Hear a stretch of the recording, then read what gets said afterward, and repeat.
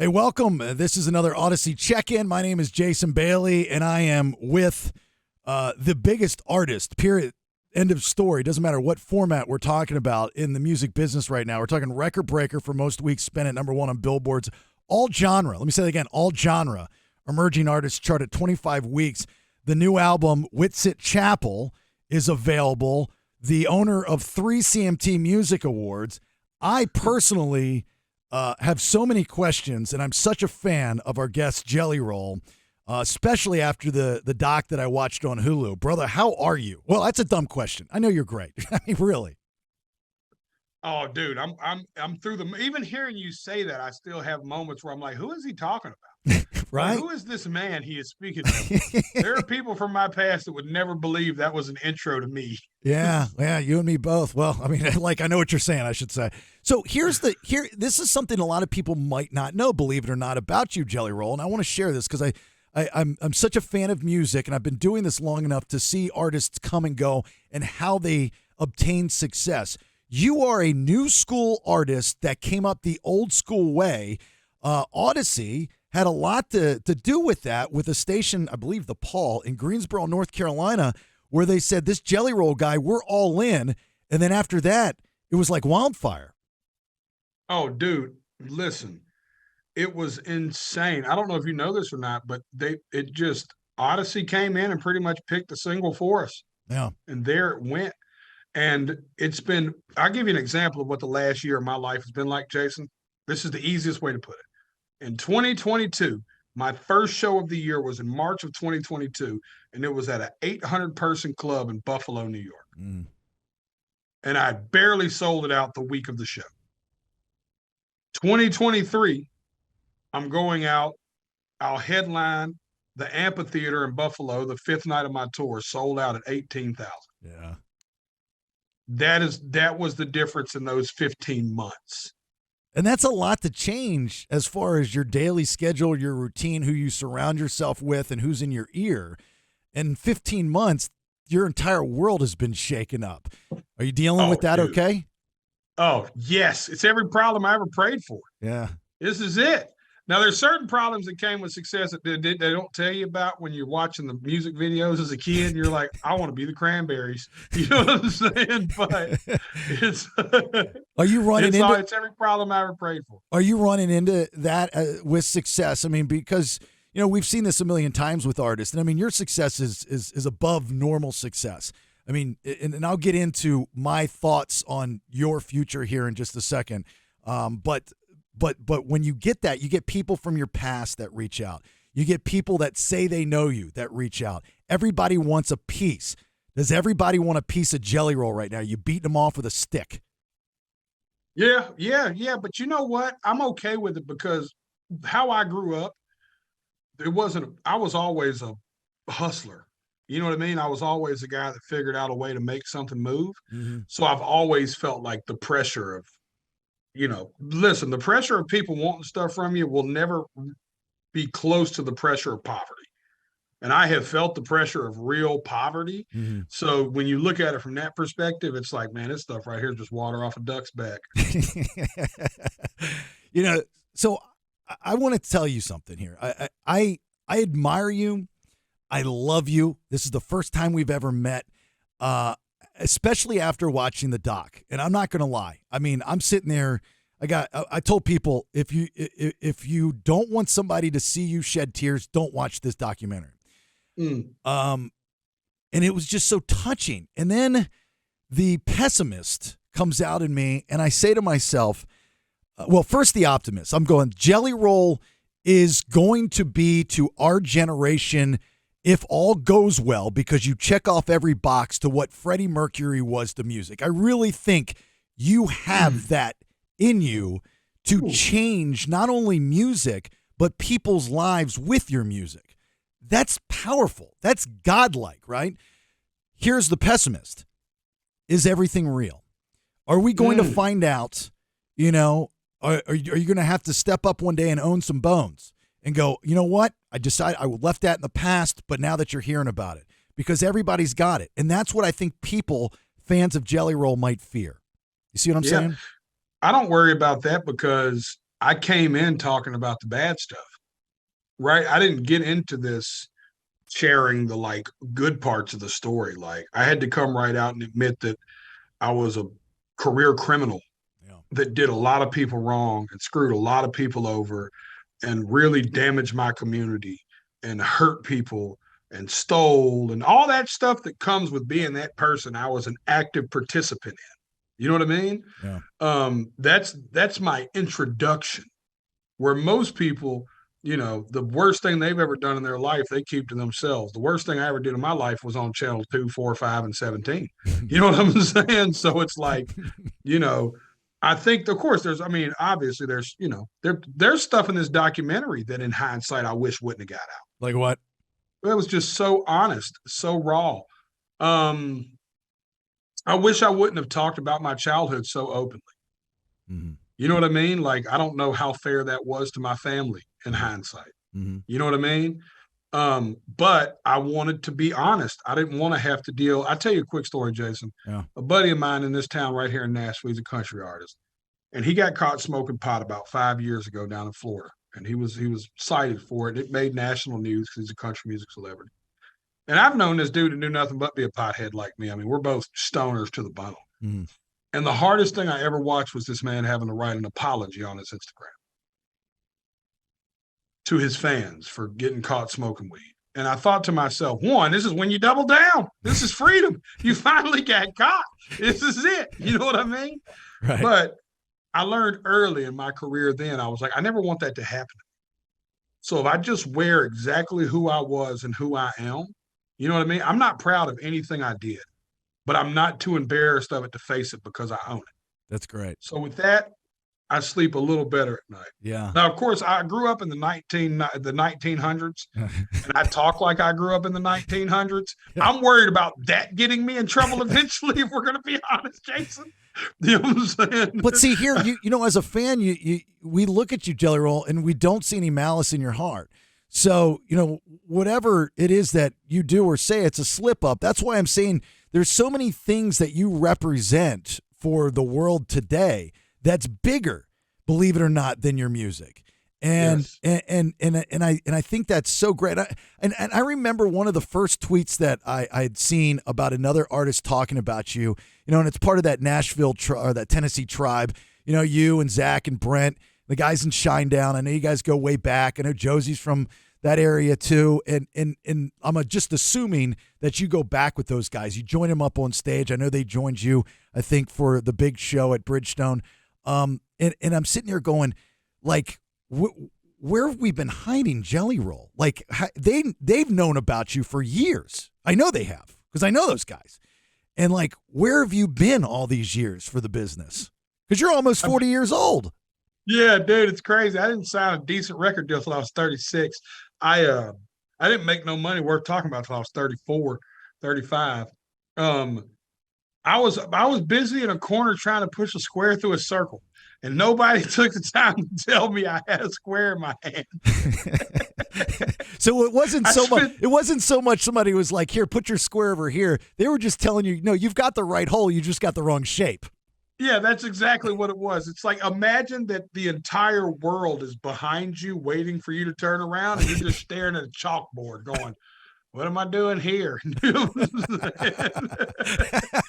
It just took me turning around. I'm like, God, y'all were there the whole time? This is where this was? I blew it. Let me ask you a few simple kind of rapid fire questions here. I'm a big fan of Hollywood Undead. I love House of Mirrors. I listen to it almost every day when I'm at the gym because it's the first track that comes on. And all the other collabs that you have done and do, it's like you're the collab guy. Is there someone that you have not collaborated with yet, specifically genre-wise, that you want to? I would really, really, really like to work with Corey Taylor. Oh, my God. Oh, my God. So I left my house this morning, and my wife was like, oh, my God, you're talking to Jelly Roll. I said, yeah. She goes, what are you going to ask him? And I said, I don't know. You know how I work. I just kind of let it go. And I said, I am curious who he wants to work with, because I'm gonna say you need to work with Corey Taylor. I swear to God, I had that conversation not even an hour and a half ago. Oh, that is awesome. That is perfect. That's like my dream collab in the rock space right now. It's like I really want to work with Corey. I So cool. I think he's inspired me in so many ways musically. One, his approach to music, but two, his ability to constantly reinvent and recreate. Yes. I'm the epitome of a guy that reinvented himself, right? You know what I mean? Yeah. And watching guys like that have always been that. And I think we could lean into something really different. I agree wholeheartedly, especially if you lean into maybe a harder rock version of what we've seen from you yet. You know, That's what I was thinking too, man. And he's the king to me of taking those serious songs and those big ballads and making them bangers. right. You know what I mean? Of like those songs that you feel in your soul, but they're moving. Yeah. You know what I mean? It's like, that's what I want. Yeah. I'm a fan of everything from Slipknot to the solo stuff to Stone Sour. I'm a huge mark for Corey Taylor. Listen, hot take, Stone Sour might be my favorite. Yeah. Yeah. Well, Through the Glass, I like when you say Corey Taylor, I can totally see you just doing Through the Glass yourself, to be honest with you. You know, when for sure. you have some tracks, you know, that they're not radio releases, but there's a growl to your voice in some of those tracks. I think I heard it on Creature. You know, I mean, you have that rock growl if you want to lean into that. You know. Oh, absolutely. And it's that's what the reason I sing with that growl is my favorite singer of all time is a guy named Bob Seger from Ann Arbor, Michigan. Sure, of course. And I grew up listening to Bob Seger. And I just remember that presence. His voice sounded like a flowing river. Yeah. Like a violently flowing river. You know what I mean? Yeah. And my earliest memory, I got discovered as a singer singing old time rock and roll at a bar. Keep in mind, I'm 15 hip hop albums deep. You know what I'm saying? Are you sliding across the floor in a long sleeve Oxford shirt and your underwear underneath? Just feel like I'm Dirty Dancing. What movie was that from? I always forget. Risky Business, Tom Cruise. Risky Business. Yeah, I felt real risky businesses, dude. It's that song for me. It's like, it's my go-to. It's my karaoke trick. Take those old records off the shelf. Yes, I'm telling you, dude. It makes you automatically want to sing it from your stomach, right? Absolutely. You got to flex an ab muscle to sing anything Bob Seger. I was going to say anything Bob Seger. Yes, and more yes. My favorite song of all time is Against the Wind, ever. Ever? Any song ever. Would you ever think about covering that? I've thought about it, but man, I just don't know that I could do anything for it. You know, it's like those songs that meant the most to me, I'm petrified of. Really? Like Fire and Rain by James Taylor, Box Number 10 by Jim Croce, or Operator by Jim Croce. These are my favorite songs ever, and I'm just petrified to even pretend to sing them. I think Willie redid Fire and Rain, right? And he did a good job. Mm-hmm. Yeah. Willie Nelson did a really good job. I met Willie, by the way. Yeah. Weird name drop, but I need to while I got a chance, Jason. Please, yeah. I met Willie Nelson. I did a show with him in Michigan. 90 years old. He got up there, picked up his guitar, and sang for an hour straight. It's ridiculous, isn't it? Insane. I like watching you, as big as you are right now, Jelly Roll, fan out. I saw you meet Slash on the red carpet, and you look like a schoolboy in a candy store. It was awesome. Oh, I was. I stopped him. His team tried to brush me off. Like, we're going to the stage. I was like, I don't care. I need to talk to Slash. I was willing to get arrested. Get that picture. I was just, and the best part is my wife feeds into it. Uh-huh. So my wife's whispering, Slash is walking by. Slash is walking by. I'm like, wait, you just start seeing me look around like a dog that heard somebody whisper about a treat or something. Okay. So what about the tattoos? Do you have any tattoo regrets? Oh, 96% of them, Jason. Yeah. Where do you want to start? I got more tattoo regrets than I have. Oh, I'm glad I got this. You know what I'm saying? You don't have the cool story behind each one and you own it and you're like, no, this is my favorite. No, this one's my favorite. So you wish you could be almost tattoo free. Listen, if Ronnie Radke, who's a friend of mine, hadn't beat me to blacking out his arms first, I would have done the same thing. Really? Have you seen his arms? They're just all black ink now. He covered up every tattoo on his arms. 90% of these were like, how you think when you're 16 years old and how you think at 36 years old are so dramatically far apart from each other. It's embarrassing. Like the tour tattoos I'd keep because they do have a cool story, but the rest of these were just like, yeah, dude, I can't believe I thought like that. You have waffles with butter and syrup, and you're like, why do I have that? I don't even remember getting it. Yeah. I've got a Gerber baby smoking a joint tattooed on my arm. I don't know who authorized this in my life or who was around me at this moment, but I hate them. You know what I'm saying? For sure. I should have called you when my just turned 18-year-old daughter, without talking to me or her mother, went out and got her first tattoo. And not that I'm anti-tattoo because I've got them, but I was just like, wish you just would have had a conversation on where you got it. Oh, yeah, and she probably went and got like a little script right here. Actually, the new thing is with these kids is they get them on their forearm underneath, and they're pretty good size. It's Really? not Where at?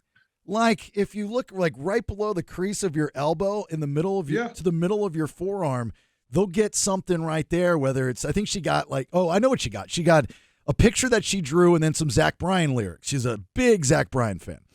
And oh, that's another dude. And I know you're boys with him, but God, yeah, he's so good, by the way. Like, yeah, you and him together on tour would sell out countries, like just lining people up. I would cry at the opportunity to work with Zach. I mean, that dude he's so different and such an anomaly in every way. Yeah. Yeah. He's good. Real good. So what advice would you have gave her if she'd have called first? I would have said I told her, I was like, now you don't know what you're going to do. I mean, you have an idea of what you're going to do, but do you think that you could still do the same tattoo and have the same feeling and put it somewhere else on your body right now? And then maybe later we go there once we get into what you're going to do. Because you just signed up for long sleeves. That's what you did. And we're in California. It's 106 degrees. Yeah. Yeah. No, it's my daughter's 15 and I'm certain she'll get a tattoo on her 18th birthday. Just all roads point towards that already. Will you sign off? My advice is real simply like, I don't even care what you get at this point, but let me help you pick the tattoo artist. Okay. Like, because the mistake I see kids make the most is they go to who's willing, not who's qualified, or who they can afford. And it's like, I have this same mentality when I was a kid too. I would pay $200 for a pair of sneakers, but God forbid you wanted $60 to tattoo something on me. You know what I mean? Yeah. So I'd go to the dude who thought $60 was a lot. Them shoes would go bad. I'd throw them away in 6 months. That tattoo's there forever and it still sucks. You know what I'm saying? That's great. Hey, before I let you go, because I don't want to get yelled at for going over, even though I could sit here and hang out with you all day, dude. This has been awesome. Anything else in the industry you want to do? Acting, wrestling? Yeah. I want to act really bad. Yeah. I know it sounds weird. I never thought I would act, but I've been really inspired by what Machine Gun Kelly has done with his career the last 3 years. I'm one of them old school guys, Jason, and this is weird, but if I see somebody do something, whatever in me since I was a kid instantly goes, oh, that's doable. Yeah.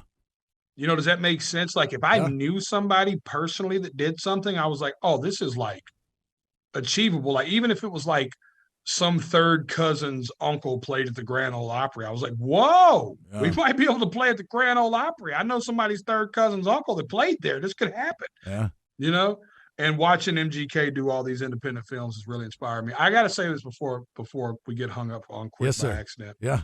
Jason, your name, Jason Bailey, is me and my daughter's name together. Yeah, I know.